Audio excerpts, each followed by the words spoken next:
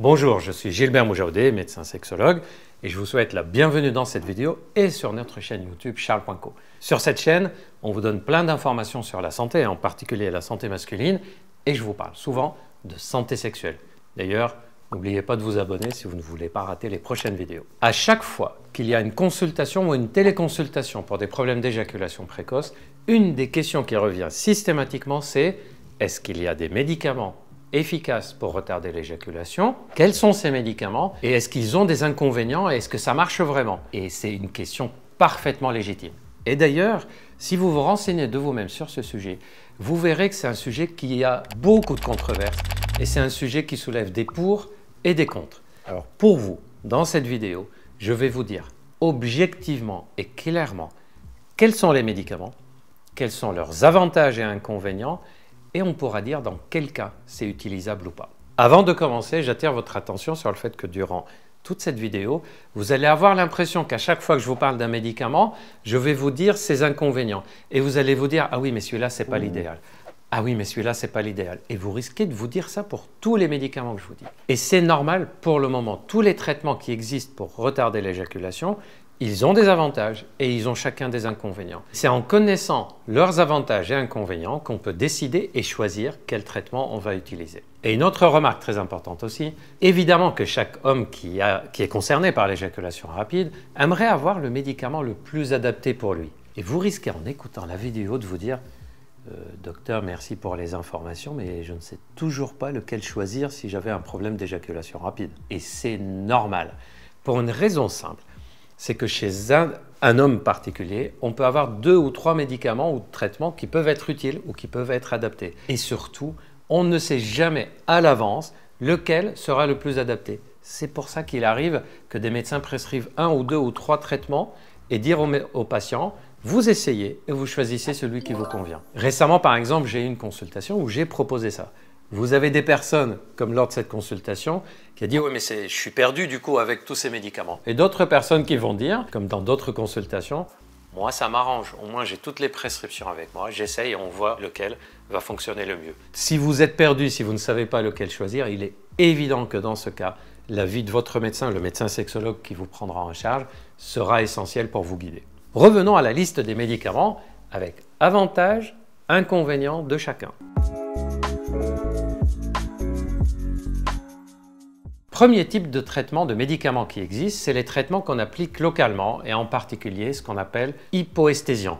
Je dis bien hypoesthésiant, pas anesthésiant. Hypoesthésiant, ça veut dire que ça diminue la sensibilité mais ça anesthésie pas. Par contre, chez certaines personnes, ça diminue tellement la sensibilité que ça peut donner plutôt un effet négatif de type je ne sais même plus si je suis en érection ou pas, ou oui d'accord ça a retardé l'éjaculation mais j'avais même pas de plaisir, j'ai rien senti. Chez certains hommes ça va donner l'effet plutôt positif, j'étais content, ça a diminué suffisamment la sensibilité, ce qui a retardé l'éjaculation. Ce type de crème ou de spray, ça s'applique au moment de l'acte sexuel, l'effet apparaît dans les 2-3 minutes après les avoir appliqués et ça dure jusqu'à une vingtaine de minutes ou une trentaine de minutes. On sait que c'est quelque chose qui est facile à appliquer. D'ailleurs, le taux d'efficacité semble être aux alentours de 65-70% des personnes qui l'utilisent. Mais ça a quelques inconvénients. Premièrement, la sensibilité qui peut diminuer fortement, comme ce que je viens de vous dire. Il faut l'appliquer juste avant le rapport sexuel, donc ce n'est pas toujours évident de sortir un tube de spray ou de gel pour appliquer ça. Et quand c'est de nouvelles rencontres, de nouveaux partenaires, c'est pas toujours évident non plus. Et dernière précaution, si vous êtes utilisateur de ça, il faut savoir qu'il faut éviter de l'utiliser quand la partenaire est enceinte. C'est une précaution qui est plutôt théorique, mais qu'on doit respecter. Une des questions qu'on nous pose souvent sur les produits hypoesthésiants qu'on applique directement sur le pénis, c'est est-ce qu'il y a des risques au long terme? C'est un traitement très simple qu'on peut appliquer 2 ou 3 fois par jour d'ailleurs si on avait envie et on ne lui connaît pas de risque majeur au long terme. Autre question, est-ce que ça se transmet au partenaire? Ça se transmet si on n'a pas bien utilisé parce que normalement on doit appliquer la crème ou le spray puisque ça existe sous différentes formes. On doit l'appliquer, on doit attendre que ça soit absorbé par la muqueuse du gland. S'il en reste un peu, on essuie et ensuite on peut pratiquer la pénétration. Donc normalement, il n'y a pas de conséquences pour les partenaires, sauf si on a appliqué la crème directement sur le partenaire ou si on n'a pas attendu que ça soit absorbé ou on n'a pas essuyé le peu de crème ou de gel qui reste. Il y en a sous toutes les formes, en tube, en sachet, en petits tubes, en crème, en gel. La majorité des cas, la composante principales, c'est la lidocaïne et pyrocléine. Ce sont les deux molécules connues pour retarder. Au fait, faites attention à une chose. Il y a plein de produits hypoesthésiants vendus sur Internet censés retarder l'éjaculation. Quelquefois, vous en avez testé et vous avez dit « ça marche », alors que c'est marqué dessus que c'est tout à fait naturel. Je peux vous assurer que la plupart des produits dits naturels vendus sur Internet contiennent de la lidocaïne. Donc, pour éviter d'avoir des soucis avec des produits, on ne sait pas ce qu'il y a exactement dedans, la règle d'or, c'est on se fie à la pharmacie et aux produits officiellement reconnus. Deuxième type de médicament. Le médicament en comprimé, dont le nom chimique est dapoxétine et qui est connu sous le nom de Privilégi. C'est le seul médicament en comprimé sur lequel il est écrit officiellement traitement de l'éjaculation précoce. Son effet est différent de la crème. La crème diminue la sensibilité physique, donc ça diminue les sensations d'excitation physique. Le comprimé, lui, diminue les sensations d'excitation mentale. D'ailleurs, il appartient à la classe des inhibiteurs de sérotonine, de recapture de la sérotonine plutôt. Donc, il a une action plutôt sur l'effet émotionnel. Les hommes qui l'ont utilisé disent qu'effectivement, ils sentent qu'il n'y a pas que l'excitation qui monte moins vite et l'éjaculation donc qui arrive plus tard. Ils disent aussi qu'ils réfléchissent moins vite, ils ont l'impression d'être un peu plus fatigués mentalement, sans que ça soit forcément négatif pour tout le monde.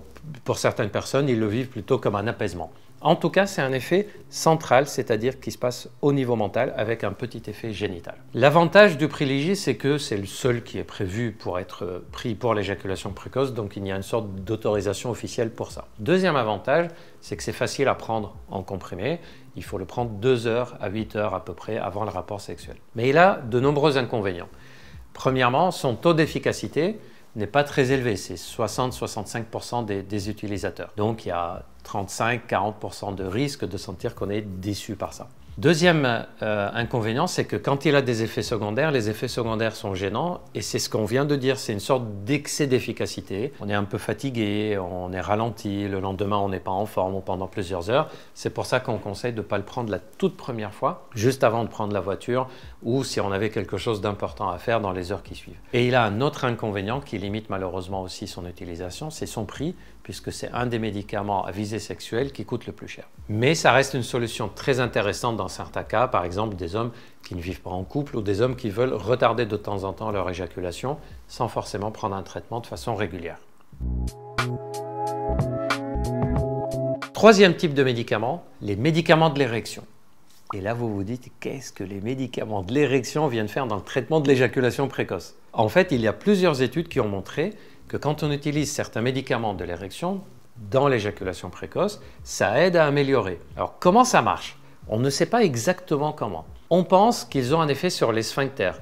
Et si vous avez déjà vu les vidéos que je vous ai faites sur les médicaments de l'érection, je vous ai déjà parlé du fait qu'ils aident à améliorer le fonctionnement de la vessie et le fonctionnement urinaire. On pense que c'est par ce biais que ça joue aussi sur les sphincters de l'éjaculation. Mais je pense qu'ils ont surtout 2 autres rôles. Premièrement, les médicaments de l'éjaculation permettent de contourner le problème, c'est-à-dire quand on est en train de s'exercer pour retarder l'éjaculation, on peut parfois se retenir d'éjaculer mais une fraction de seconde trop tard et donc on a une sorte de semi-éjaculation qui vient et l'érection retombe. Sous l'effet du médicament de l'érection ne va pas retomber ou va revenir très vite. Donc c'est une façon de continuer l'acte sexuel malgré une sorte d'éjaculation qu'on n'a pas bien contrôlée et donc de contourner. Et ils ont un autre effet très intéressant quand on fait les exercices, les techniques pour retarder l'éjaculation. Vous m'avez entendu parler du Program Time, qui est un programme élaboré spécialement pour apprendre les techniques mentales et physiques pour retarder l'éjaculation.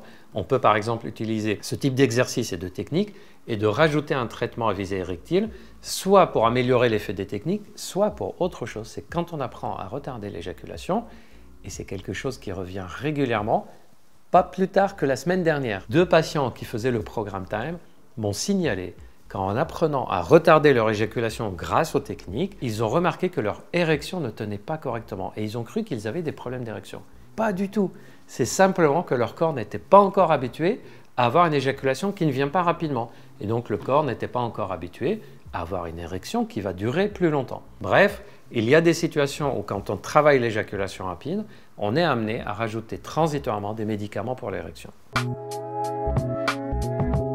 Numéro 4. À côté des médicaments à application locale, hyposensibilisants, le Privilégi, qui s'appelle dapoxétine sur le plan médical, les médicaments de l'érection.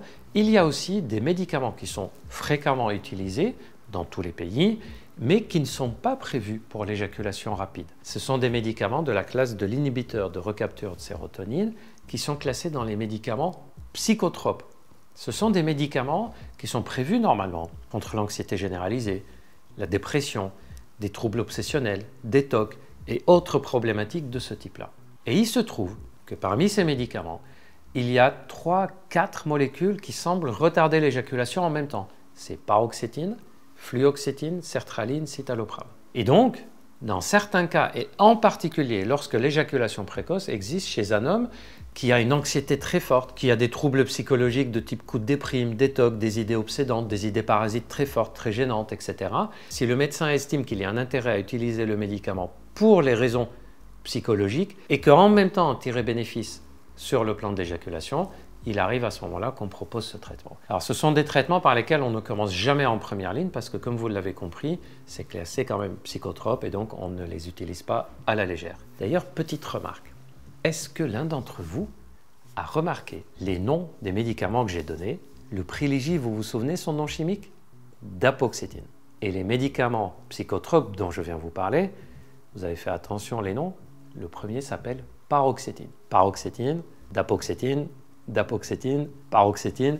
Même sans être médecin, on a compris que ce sont des molécules qui ont l'air d'être assez proches des cousines. Et je vous confirme que sur le plan chimique, c'est assez proche. Sauf que la paroxétine agit de façon prolongée et elle est adaptée pour le traitement psychologique, alors que la dapoxétine a un effet très court et adapté surtout pour le traitement de l'éjaculation rapide.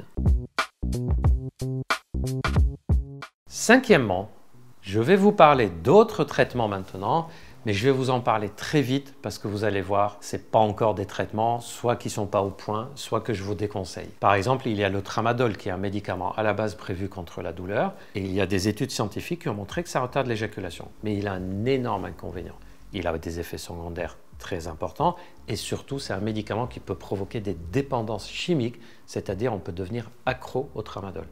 Vous vous doutez bien qu'un médicament comme ça, on ne va pas le prescrire simplement pour retarder l'éjaculation à la légère. Il y a d'autres traitements qui sont plutôt au stade expérimental, comme des injections qu'on fait dans le pénis pour diminuer la sensibilité, des injections pour désensibiliser les nerfs, de collagène par exemple pour modifier, et des techniques d'électrostimulation pour essayer de modifier le tonus du périnée et la sensibilité neurologique par de l'électrostimulation. Toutes ces techniques-là, aucune n'est encore validée. Et même quand on regarde les résultats des études scientifiques, leurs effets semblent à peu près comme les effets des autres médicaments dont je vous ai parlé. Comme vous voyez donc, il y a plusieurs médicaments. Il y a plusieurs types de médicaments. Et on ne sait pas comme ça spontanément dire ce médicament, ça serait plutôt pour ça, sauf peut-être une seule chose. Les hommes qui ont une hypersensibilité du gland, qui disent moi dès qu'on touche, on effleure le gland, ça c'est quelque chose qui est gênant pour moi et en plus ça me fait éjaculer vite. Dans ce cas-là, évidemment, la crème désensibilisante va être intéressante. Quelqu'un qui a des troubles psychologiques, d'anxiété, de dépression et éjaculation rapide, on peut penser au traitement qui a un double effet. Quelqu'un qui a des petits troubles de l'érection et une éjaculation rapide, les médicaments de l'érection peuvent alors être une solution. Mais sinon, on peut être amené à utiliser, tester la crème, tester le Privilégi, tester les médicaments de l'érection, qui sont les 3 médicaments de première intention qu'on utilise, et de choisir celui qui nous convient le mieux. Et si vous voyez que d'une consultation à une autre, d'un médecin à un autre, d'un patient à un autre, le traitement change, ce n'est pas que les choses ne sont pas claires, c'est simplement parce qu'il y a plusieurs possibilités et chaque médecin, chaque patient peut choisir en fonction de ses préférences et de sa période de vie. Voilà, vous savez tout ou presque tout sur les médicaments de l'éjaculation précoce. Je vous ai fait plein d'autres vidéos sur ce sujet que vous pouvez retrouver. Je vous remercie de m'avoir écouté jusqu'au bout. J'espère que ça vous a plu. Si ça vous a plu, vous pouvez mettre un like. Ça m'encourage à vous en faire plein d'autres et ça me fait plaisir. N'oubliez pas non plus de mettre des commentaires et de me proposer des sujets, poser des questions. J'essaierai de répondre au plus grand nombre d'entre vous. Prenez soin de vous et à très vite.